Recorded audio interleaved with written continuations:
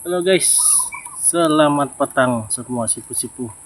Kembali lagi bersama saya di channel Nol Strike.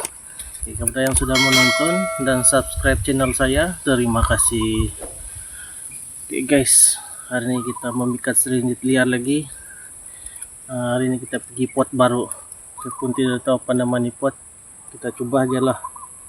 Mana tahu ada manis-manis untuk dibawa balikan hari ini. Hari ini saya bawa saya punya gangster nomor 2. Mau tengok orang beraksi lagi hari ini macam mana. Orang boleh tapau serindit liar atau tidak. Oke, tanpa membuang masa, jom kita lanjut.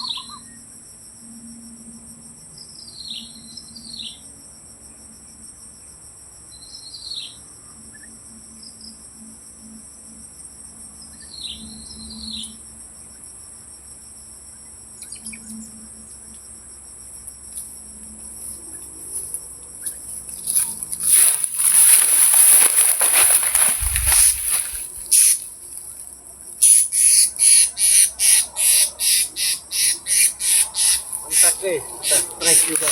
Nakatalapas sila.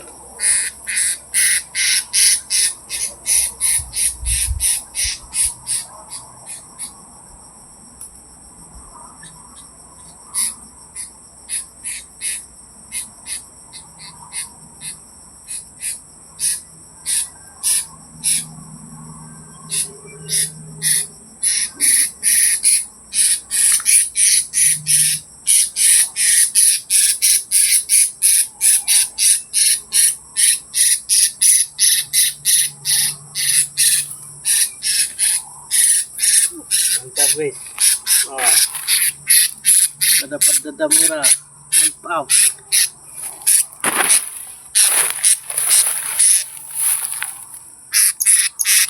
Nah guys, ini hasil kita tadi.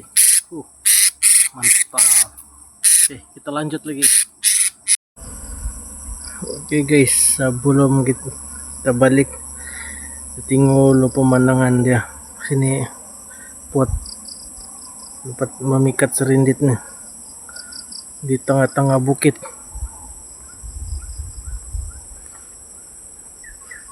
Sana pun tengok dia punya pokok tinggi-tinggi. Cantik guys dia punya tempat sini.